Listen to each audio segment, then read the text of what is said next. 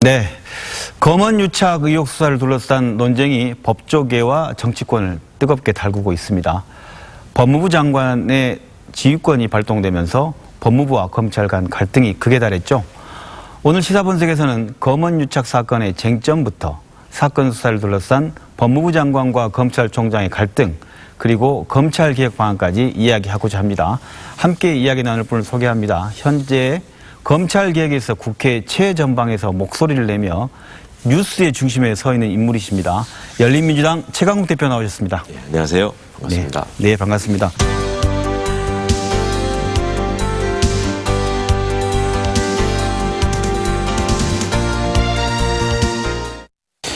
뉴스가 쏟아집니다. 네. 쏟아져서 시민들은 이 법무부와 검찰총장의 얘기를 뉴스 따라잡기도 힘든데, 오늘 이 자리에서는 무엇이 본질이고 어떤 의미인지를 대표님의 의견을 통해서 한번 들어보도록 하겠습니다. 네. 그중에 지금 검언 유착, 네. 이라고 검찰과 언론의 유착. 네. 근데 대검은 또 이걸 또 채널 내기 사건이라고 네. 각자 이제 부르는 용어가 다릅니다. 일반론은 언론에서는 이걸 검언 유착이라고 부르는데, 이 사건의 본질에 대해서 간략하게 설명해 주십시오. 총선 때 이미 이 사건이 불거지지 않았습니까? 네. 많은 분들이 기억하실 겁니다. 채널 A라는 매체가 기자가 재소자에게 일종의 협박 편지를 보내면서 네. 우리한테 협조해서 그 노무현재단 유시민 이사장에게 정치적 타격을 입힐 수 있는 발언을 해달라. 그걸 또 검찰이 도와줄 것이다. 그리고 우리의 뒷배에는 믿을 만한 사람이 있다. 이런 얘기들을 하면서 네. 일종의 공작을 한 것이죠. 그것이 네. 검언유착 사건이었습니다. 네. 이 검언 유착 사건의 발단이 이렇게 됐는데, 이 사건이 발생하면서 수사를 그대로 하면 될 텐데, 네. 뭐랄까요. 지난 2일이죠. 네. 추미애 법무부 장관 이 사건에 대해서 수사 지휘권을 발동하게 됩니다. 이 지휘권 발동이 뭐 적절했다, 적절하지 않았다 얘기하는 건데, 이거 본질은 무엇이라고 보십니까? 결국은 수사지휘권을 왜 장관이 행사하게 됐는가라는 네. 것이 이제 핵심이 되겠죠. 이것이 늘 있었던 일이 아니고 이례적인 일이다 보니까 그것을 검찰은 마치 장관이 이상한 일을 하는 것처럼 자꾸 언론 플레이를 했는데요. 네. 실제 본질은 총장 스스로가 자신의 최측근이 연루된 검언유착 사건과 관련해서 서울중앙지검에다가 6월 초에 공문을 보냅니다. 이것은 네. 내 최측근이 관련된 사건이어서 공정성을 의심받을 수 있으니 네. 나에게 수사 보고를 하지 말고 중앙지검이 독자적으로 수사하고 필요한 일이 있으면 대검 부장회의에 지휘를 받아라. 이렇게 위임을 하거든요. 부장회의에다가. 네. 그래서 부장회의가 그 사건의 내용에 관해서 지휘를 해나가는 와중에 갑자기 어떤 일이 생기냐면, 이 사건의 그 범죄 성립이 가능하냐, 이게 과연 유죄를 받을 수 있느냐, 이런 네. 얘기들이 이제 내부에서 검토됐던 모양입니다. 네. 그와 관련한 논의에서 총장이 갑자기 자신의 약속을 어기고 이것을 부장회의의 판단과 결론을 존중하지 않고 전문수사자문단이라는 것을 구성해서 그쪽의 논의를 통해서 결정을 해야 된다라는 식의 카드를 꺼냅니다. 그러면 이것은 애초에 총장의 약속과는 다른 것이죠. 전문수사자문단이 필요한다고 했을지라도 네. 그거는 부장회의에서 필요성을 인정해가지고 건의를 하고 또 중앙지검과의 협의하에 이루어져야 되는데, 총장이 갑자기 끼어들어서 이제 독선을 부리면서 이게 시작된 일이고요. 그러니까 부장단 회의에서는 이건 전문수사자문단이 필요 없는 일이다. 네. 그리고 내부적으로 논의할 때는 이거 충분히 기소할 수 있는 사건이다라는 쪽으로 의견이 모아졌던 것 같습니다. 네. 그러니까 총장은 자신의 뜻과 이게 지금 다르다 이거죠. 그러니까 조금 더 간섭을 노고라 하면서 이제는 또 부장회의도 배제를 합니다. 그래서 과장들한테 전무수사자문단을 그냥 꾸려라. 근데 이 풀을 정하는 단계에서부터 중앙지검은 이건 지금 현재 필요한 단계가 아니다. 그리고 본인들이 또 수사심의위원회가 지금 가동돼야 될 상황이 있었거든요. 그러면 중복된 절차에서 결론이 달라지면 또 혼선이 있을 수 있고, 그러니까 네. 그렇게 하지 않았으면 좋겠다라고 하고 이미 참여하지 않겠다는 의사를 밝힙니다. 네. 그러면 전무수사자문단은 할 수 없는 거잖아요. 그런데 총장이 전무수사자문단을 자신의 측근들인 과장을 불러가지고 네. 풀을 그냥 만들어라. 그러면 이제 그 풀부터 불공정하게 만들어지는 거 아니겠습니까? 그렇게 네. 하고 나서는 이제 골라내는 작업도 과장회의에서 해라. 그러고 나서 그 회의 시작 20분 전에 대검의 부장들한테 알렸다는 겁니다. 당신들도 참여하고 싶으면 가서 해라. 그 부장들이 5명이거든요. 회의의 구성원들이. 그러니까 이 사람들이 그거는 공정하지도 않고 부당하다. 우리는 필요성이 없다고 했는데 그리고 또 외부에다가는 부장회의가 마치 전문수사자문단이 필요한 것처럼 얘기한 것으로 언론 플레이를 또 하죠. 그러니까 부장들이 거기에 응하지 않고 그 회의에 참석하지 않습니다. 네. 그랬는데도 불구하고 전문수사자문단을 구성해서 금요일 날 해라.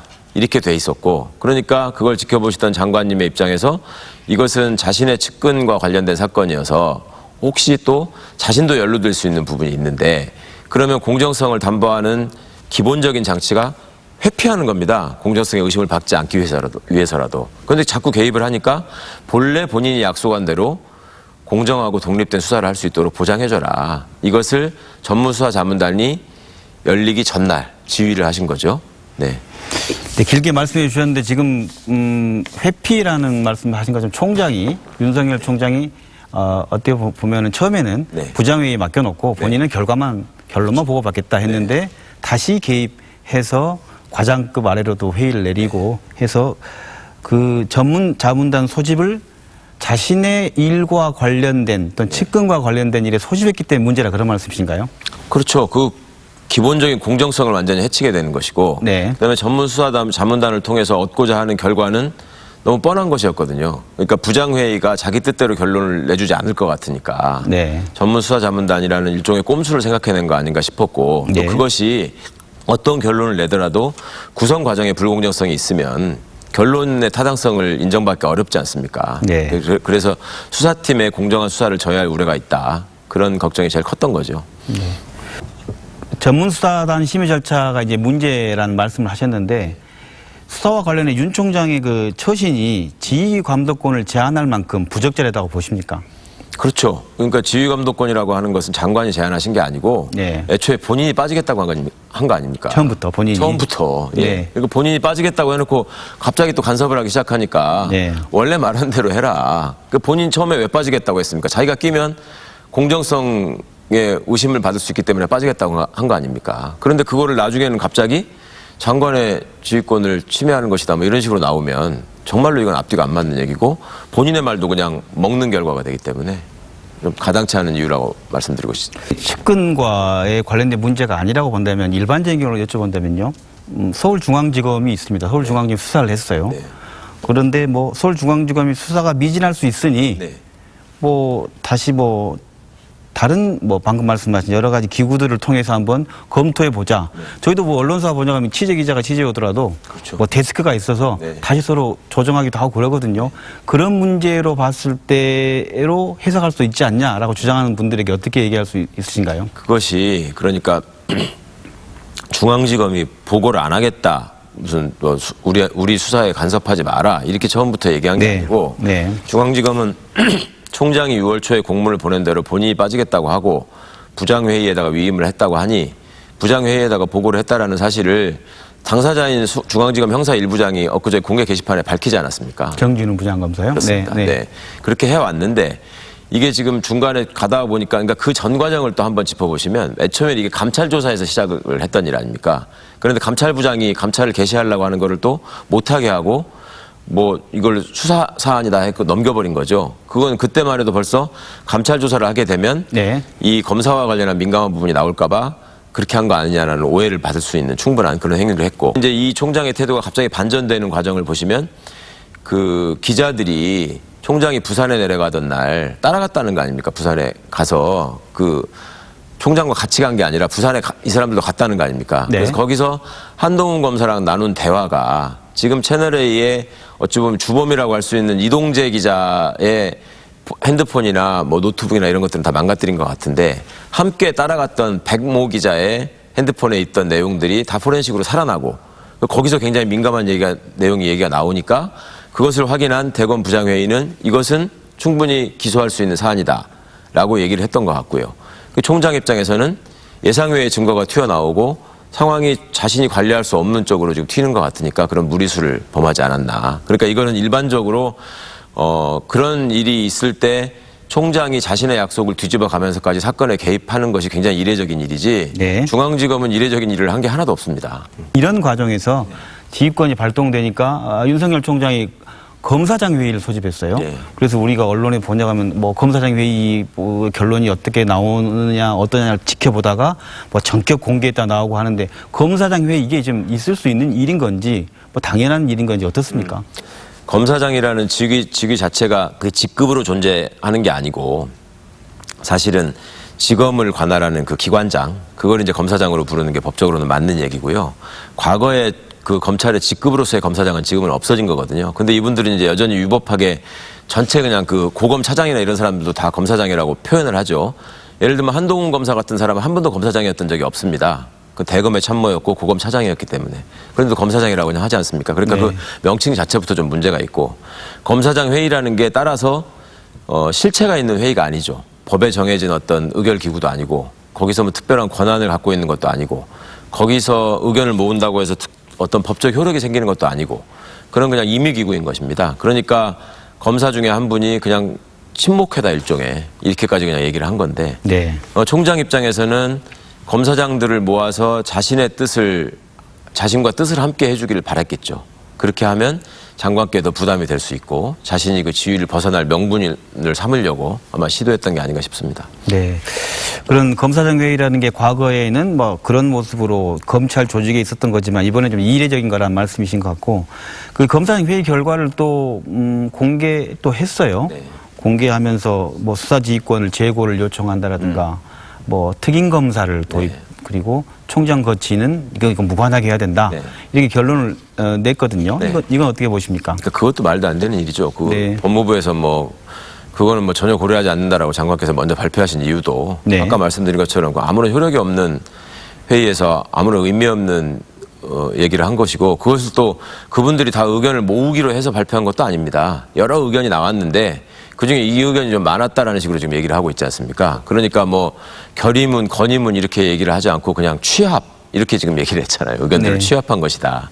근데 그게 또 더 근본적으로 문제인 것은 이제 대검 입장이 나왔잖아요. 장관의 지위를 그냥 수용하겠다라는 게 담겨 있는데 절대 그냥 시키는 대로 하겠습니다라는 말은 안 하고 거기다가 뭐라고 했습니까? 이미 수사 지휘를 하는 순간 그걸로 효력이 생긴 것이다. 이걸 이제 법적으로 형성권이라고 하는데 네. 그러면 그때 이미 효력이 생겼는데 자기들 말대로라도 그거를 그 지휘하신 날 이미 효력이 생긴 거 아닙니까? 목요일 날.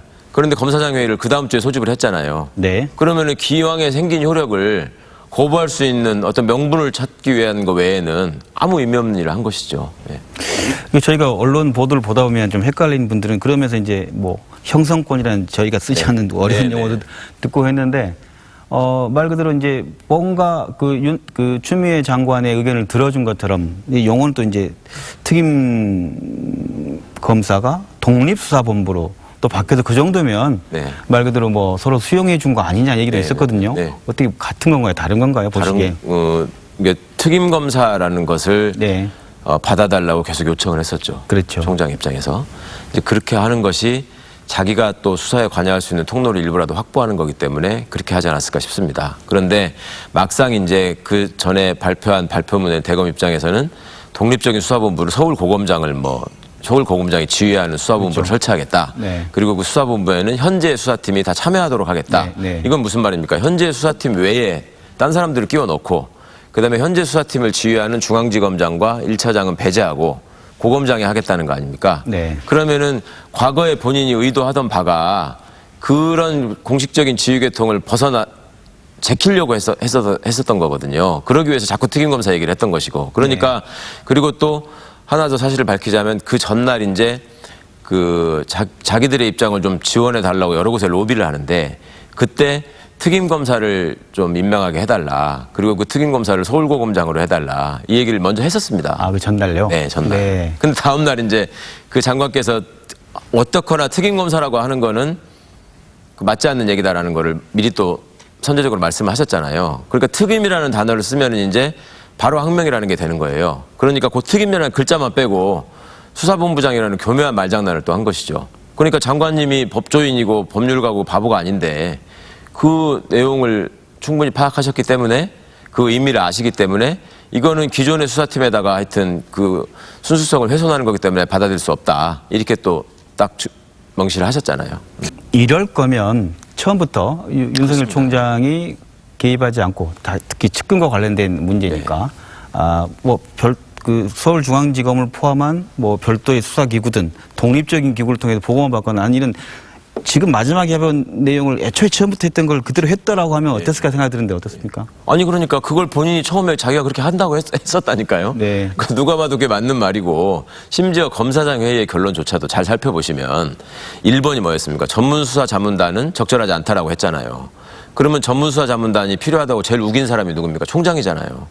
그거 틀렸다고 검사장들도 그렇게 얘기를 한 거예요. 네네. 그다음에 두 번째가 뭐였습니까? 수사의 독립성과 공정성을 확보하기 위해서 특임검사를 한번 건의해보자. 뭐 이렇게 나왔잖아요. 그런데 그 특임검사라는 게 갖고 있는 내용이 애초에 총장이 생각했던 일종의 꼼수에 포함되어 있었기 때문에 장관은 그 전에 특임검사라는 거는 받을 말이 안 된다. 네. 이미 시기를 놓쳤다 이렇게 얘기를 했단 말입니다. 그 시기를 놓쳤다는 말의 의미가 또 중요합니다. 시기가 지났다라고 하는 건 왜 그러냐면 장관이 지휘권을 발동하시기 전에 별당시 전날이 또 있지 않겠습니까? 그때 또 대검이 가서 사정을 합니다. 특임검사를 그냥 좀 하게 해주십시오. 그러니까 법무부가 특임검사를 해서 공정성만 보장될 수 있다면 그것도 검토할 수 있다라고 아마 내부 논의를 좀 했던 것 같습니다. 네. 그러면은 차라리 그때 공정한 특임검사를 임명하는 쪽으로 갔으면 네. 더 나았을지도 모르죠. 그런데 그 다음에 바로 총장이 무슨 조건을 붙였냐면요. 특임검사를 하는데 기존 수사팀은 다 배제하고 수사팀을 새로 꾸리겠다. 이 조건을 또 단 겁니다. 네. 그러면은 특임검사로 의도하는 바가 명확하게 드러난 것이고 그건 여전히 수사의 공정성을 또 침해하겠다는 거잖아요. 그래서 장관께서는 그거를 받지 않으셨던 것이고요. 예, 그 문제들이 네. 이렇게 중첩이 되다 보니까 자꾸 헷갈리게 되는데 네. 본인이 약속했던 말을 본인이 어겼기 때문에 지금 이 문제가 생긴 거라니까요. 이 시간이 흘러간 거고 이렇게 네, 시끄럽게. 그렇다고 한다면 검찰도 상처를 입고 네. 윤 총장도 리더십의 상처를 좀 입을 상황이 될 것 같은데 네.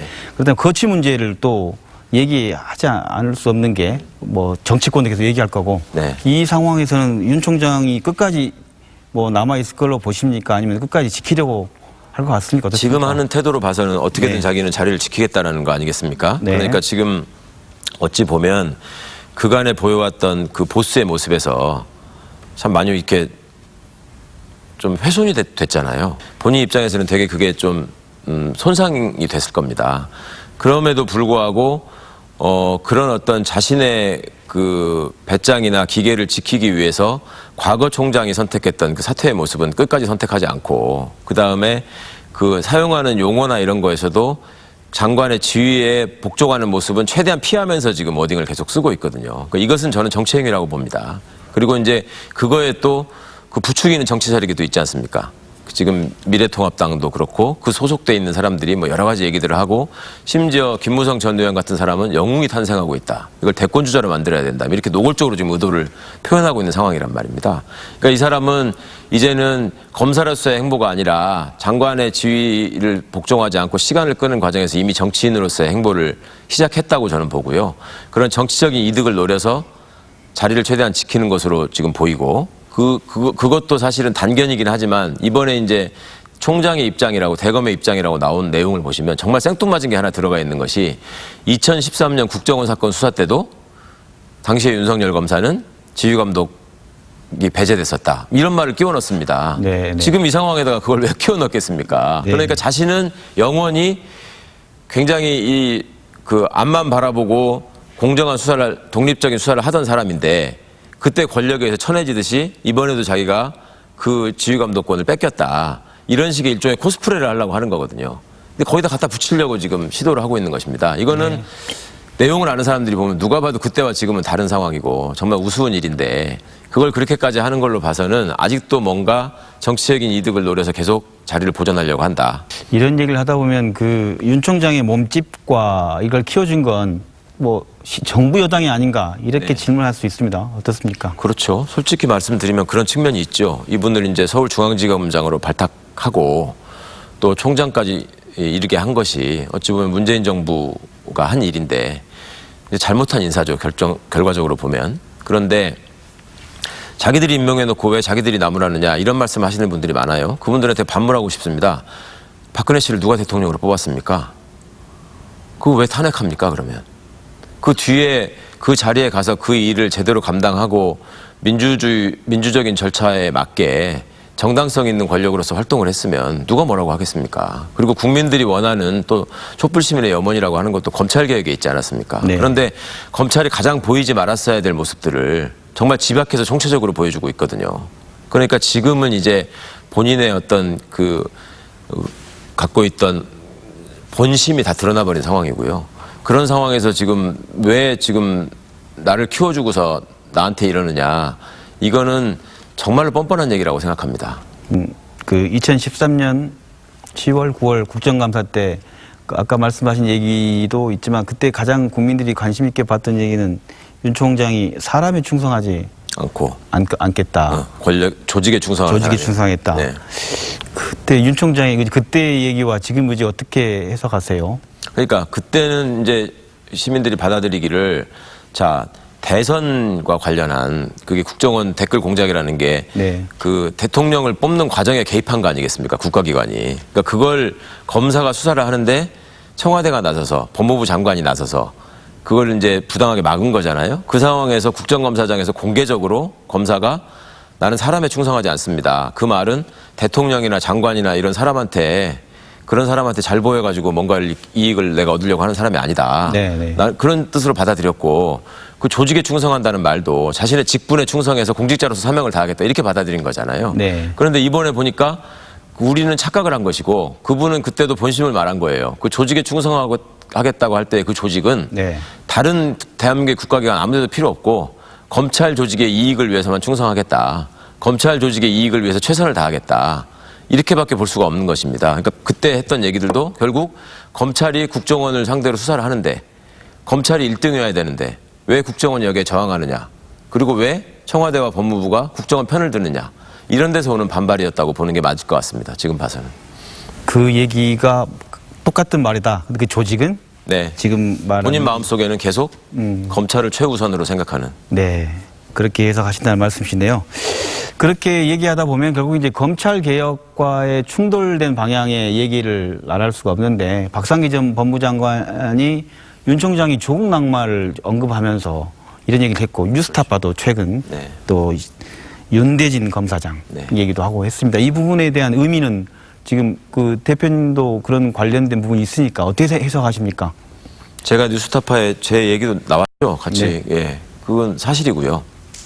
당시에 그 수사가 굉장히 이례적으로 비밀리에 대대적으로 시작된 압수수색으로부터 출발을 하지 않습니까? 그 압수수색 직후에 윤석열 총장이 박상기 장관께 그 얘기를 했다는 거잖아요. 낙마를 시켜야 된다. 그럼 그 얘기를 수사 초반에 그 얘기를 했는데 수사가 쭉 진행되는 과정에서 그 얘기를 안 했겠습니까? 계속 또 무리한 시점에 무리하게 압수수색이 들어가고 계속 정치적인 타이밍을 봐가지고 수사를 해왔잖아요. 그럼 그거에 대해서 문제점을 지적하는 사람한테 왜 이렇게까지 하느냐라고 얘기를 할 때 계속 해왔단 말이 사모펀드는 이거 명백한 불법이다. 이거는 뭐 대선 자금 마련을 하기 위한 것이다. 이 사람은 그냥 놔두면 안 된다. 이러다가 중간에 가면 또 말이 바뀝니다. 사모펀드는 좀 잘못 짚은 것 같기도 하다. 이런 식의 얘기를 하거든요. 뒤돌아가질 않는 겁니다. 그러니까 더 갖다 붙여야 되는 게 이제 동부지검의 그 무슨 유재수 씨 사건, 뭐 울산 사건 이런 것들 막 다 갖다 더 붙이게 되거든요. 그러니까 그간에 쭉 보여온 과정도 보시면 그런 그 낙마를 염두에 두고 어떻게든 타격을 입히겠다는 의도로 쭉 진행되지 않고서는 그렇게 무리한 수사를 할 수가 없다는 게 이미 드러났고요. 그리고 본인이 여러 사람들을 만나서 여러 장소에서 동일한 언행을 계속 반복했습니다. 그리고 이미 압수수색이 시작되기 전에 언론이 조국 장관을 굉장히 심하게 공격을 하지 않았습니까? 지금 대부분 다 허위로 밝혀진 사실들이지만 그 과정에서 윤 총장의 수하이자 최측근들이 정치권이나 언론이나 또 정부 안의 유력자들한테 이거 그냥 갈 수 있겠습니까? 사퇴시켜야 합니다. 낙마시켜야 합니다. 이런 얘기들을 하고 다녔거든요. 근데 그것은 사실입니다. 최 대표님 말씀하신 그 조국에 대한 그 내용이 좀 맞다면 검찰이 수사하다가 저희 일반 시민이 궁금한 것은 가설이나 어떤 내용이 범죄 혐의가 틀릴 수도 있잖아요. 다 좀 돌아가기도 하고 잘못했다 하고 그렇게 못하는 겁니까? 그게 이제 근본적인 이유가 수사와 기소를 한 손에 쥐고 있기 때문에 자 기소권을 가진 기관이 별도로 분리돼 있으면 그렇게 무리한 수사를 할 수가 없죠. 그렇게 해서 가져오면 기소권을 가진 재판에 세우는 거. 재판에 회부할 사람들이 봤을 때 이거는 지금 말이 안 된다. 당신들이 수사를 통해서 수집한 증거 자체가 이미 그거는 제가 법률가로서 공직기관 비서관으로서 인사검증을 담당했던 사람 아닙니까? 그리고 관련돼서 제기됐던 문제점에 대해서 저도 법적 검토를 해봤던 사람입니다. 네. 그거를 보면 또 진행되는 과정에서 나오는 사모펀드 관련한 여러 가지 얘기들을 보면 이거는 될 수가 없다는 얘기가 그때도 이미 확인이 됩니다. 그리고 심지어는 제가 지금 최근에 듣기로는 검찰 수사팀 내에서도 자금 추적을 담당하던 팀이 있었거든요. 거기에다 굉장히 큰 기대를 갖고 있었습니다, 총장이. 왜냐하면 사모펀드는 돈이 돌아가는 거기 때문에 네. 거기서 범죄자를 확인할 수 있는 방법이 어찌 보면 딱 떨어지는 일이거든요. 그러면 그 돈이 결과적으로 누구한테 수익이 되고 누구한테 가느냐, 이 저수지가 어디냐, 이게 핵심인 겁니다. 네. 근데 그걸 이분들이 모른 게 아니라 찾았어요. 이미 자금 추적팀이 여기가 아니고 이건 지금 익성인 것 같습니다라는 얘기를 했거든요, 보고를. 그렇다고 저는 알고 있습니다. 그런데도 불구하고 멈추지 않았습니다. 이제 호랑이 등에 올라탔으니까 끝까지 달려야 된다. 그리고 그 수하에서 수사를 해야 된다고 앞장서고 부추겼던 사람들이 또 있을 거 아닙니까? 네. 그 사람들은 총장은 거기서 중단하고 뭐 실수했습니다 이렇게 할 수도 있지만 그 사람들 우리는 그럼 어쩌란 말입니까? 이런 얘기를 했을 거 아닙니까? 네네. 그러니까 이게 상대가 법무부 장관일 때도 이렇게 마구잡이로 막무가내로 하는데 일반 시민을 상대로 수사권과 기소권을 한 손에 준 기관이 이 사람을 고깝게 보고 내가 어떻게든 너를 파멸시킬 거야 하면은 정말 이건 빠져나올 길이 없는 거죠. 네. 이것이 검찰개혁의 요체가 되는 것입니다, 지금. 네. 지금 검언유착 사건만 우리가 자꾸 얘기하지만 그 전에 지금 잊으시면 안 되는 게 본인의 장모와 본인의 지금 배우자가 관련되어 있는 사건이 있지 않습니까? 네네. 주가 조작 사건이라는 게 있고 네네. 문서 위조 사건이라는 게 있고 그때도 보시면 알겠지만 그 문서 위조라고 하는 것이 사기를 목적으로 해서 한 것이고 실제로 사기가 이루어졌는데 사기죄는 빼고 기소를 한단 말입니다. 네. 당연히 구속영장도 청구하지 않고. 이 내용을 고발하셨죠, 의원님께서? 그렇죠. 네네. 그러니까 그거에 대해서 지금 수사를 진행한다는 얘기는 지금 넉 달이 돼가는데도 아무 소식이 없어요. 네. 고발인 조사라도 해야 되거든요. 아무 연락이 없습니다. 그 사건도 중앙지검에 있습니다, 지금. 네네. 그런데 중앙지검이 하는 어떤 수사에 대해서는 간섭을 해서 어떻게든 저기 하려고 그러고 또 어떤 수사에서는 이렇게 하고 이런 모습 자체가 과연 이것은 누구의 이익을 위해서 존재하는 기관인가 이런 의문을 국민들이 당연히 제기하셔야 된다고 저는 봅니다. 네. 추미애 장관의 입장문이 뭐 가안이 유출됐다. 네네네. 그리고 최 대표가 거기에 대상자이다. 네. 교감이 있었다. 네. 진중권 씨는 뭐 국정농단 세력이다. 또는 뭐랄까요 비선 실세다까지 나왔습니다.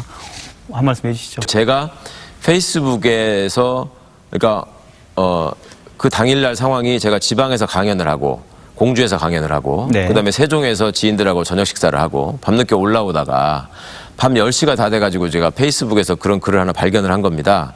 그런데 보니까 제가 보기에는 이게 법무부가 공식적으로 이렇게 쓰지를 않았을 것 같은 글이 저희 팬페이지에 올라와 있어서요. 네. 그거는 그냥 넘겼습니다. 그래서 넘기다 보니까 우리 최민희 전 의원께서 법무부가 이렇게 알려왔다라는 글을 쓰신 거예요. 근데 그걸 보니까 아 이거 그러면 맞나 싶더라고요.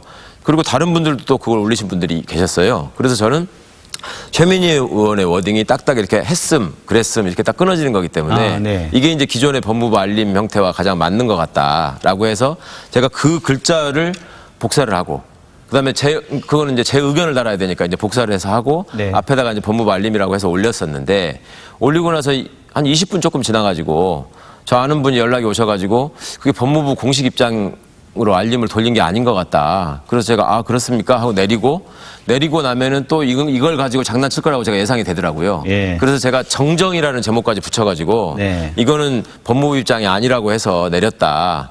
그리고 이거 때문에 혼선을 일으켜서 송구하다라는 말씀까지 붙여서 냈었습니다. 그런데 그러고 나서 이제 저는 잤어요. 그 시간도 늦었고 이제 저 운전해 주시는 분이 계시니까 자꾸 집으로 왔는데 와서 보니까 뉴스 제목이 법무부를 들여다보는 최강욱 이렇게 나오는 거예요. 네. 그럼 뭐 다들 확실히 기억해 주셔야 될 게 제가 지금 국토교통위원입니다. 법사위원이 저도 아니고요. 법사인 좀 헷갈렸네요. 예. 네네네. 이제 국토위원이에요. 네네. 법무부를 무슨 수단으로 들여다볼 것이며 그렇다면 그 사람들도 이제 그게 잘 이 논리적인 설명이 안 되니까 저를 이제 비선 실세 어마어마한 사람으로 만들어 놓고 장관님하고 수시로 교감을 하면서 심지어는 제가 그걸 써줬다는 사람들도 있더라고요. 그러니까요. 예. 그런데 안타깝게도 최순실 같다는 얘기도 네네 있었는데. 그거를 써서 주면은 최순실 씨는 써주면은 대통령이 그대로 읽었잖아요. 네. 근데 저는 그걸 썼다가 그런 효과를 노렸다고 한다면 그 내용 자체가 굉장히 의미 있는 내용이었어야 되고 어떻게 보면 허위 사실을 기반으로 해가지고 총장한테 타격을 입히기 위해서 한 일이어야 될 거 아닙니까? 네. 그러면 그걸 내려야 될 이유가 없지 않습니까? 근데 왜 이렇게 할까요? 본질은 어떻게 보면 수사권 지위를 검찰이 대검이 수용하게 된 게 본질일 것 같은데. 물타기죠, 물타기. 그러니까 본인들이 지금 여태 지금 앵커께서 잘 물어보시고 정리해 주신 것처럼 하지 말았어야 될 일을 지금 아무 인매 없는 일을 일주일가량 하면서 나라를 이렇게 시끄럽게 한 거예요. 그러고서 결국은 이제 굴복하는 모양새가 되지 않았습니까? 네. 그러니까 창피할 수밖에 없죠. 그러면 그 상황에서 본인들이 지금 여러 가지로 지금 잘못된 행동을 한 것이 이제 다 드러날 수밖에 없는데 이거를 희석시키는 제일 좋은 방법이 다른 이슈를 끌고 와갖고 이거를 물타기를 하는 거죠. 흔히 쓰는 수법 아닙니까? 네, 마지막으로 뭐 코로나19 저희 지역도 좀 많이 있어서 걱정이 많습니다. 또 그럼에도 또 서울도 많고 하는데 국정이 바쁜 상황에서 지역에 내려오셔서 검찰 개혁을 바라는 시민들이 한 말씀 해러 오셨는데요. 네. 마지막 당부 말씀 부탁드립니다. 사실은 최근에 이제 광주에서 코로나 확진자가 막 증가를 하다 보니까 걱정하시는 분들도 있고 그랬는데요. 이거는 제가 무슨 피할 수 있는 문제는 아닌 것 같고 어떤 어려움이 있더라도 고향분들과는 함께 나누는 게 도리라고 생각을 하고 또 제가 알량하게 갖고 있는 지식이나 경험이 있어서 고향분들께서 궁금해하시는 부분들을 풀어드릴 수 있다면 제가 짧은 시간이라도 쪼개서 와서 뵙고 말씀드리는 게 도리라고 생각했습니다. 그래서 제가 드리는 말씀을 얼마나 쉽게 이해하시고 진심을 받아들여 주셨는지 모르겠는데 앞으로도 하여튼 그 광주 시민과 전남 도민들 고향분들의 기대에 어긋나지 않게 부끄럽지 않은 정치인이 될 수 있도록 한번 정말 노력해 보겠습니다. 지켜봐 주십시오. 네, 지금까지 열린민주당 최광욱 대표와 함께 검언 유착 수사를 둘러싼 법무부 검찰 간 갈등 그리고 검찰 개혁 방안에 대해서 이야기 나눠봤습니다. 오늘 고맙습니다. 네, 감사합니다. 네, 이번 법무부 장관의 검찰총장 지휘권 발동과 관련해 헌정사상 두 번째라는 표현이 자주 등장합니다. 검찰이 두려워 제대로 견제를 못해 한 번밖에 없었던 것인지 검찰을 존중하기 위해 하지 않았던 건지 역사적 사실과 맥락은 조금씩 다를 수 있습니다. 그렇지만 이번 지휘권 발동과 관련해 분명한 것은 누가 국민을 위해 그 힘을 제대로 썼느냐가 중요한 결론으로 남게 될 것이라는 점입니다. 어떤 권력기관도 국민 위에 군림할 수 없고 민주적 통제를 받아야 하기 때문입니다. 국민은 이미 주인된 눈으로 이번 일의 선우를 두 눈 부릅뜨고 지켜보고 있습니다. 김낙곤의 시사본색 오늘 순서 여기서 마칩니다. 시청해주신 여러분 고맙습니다.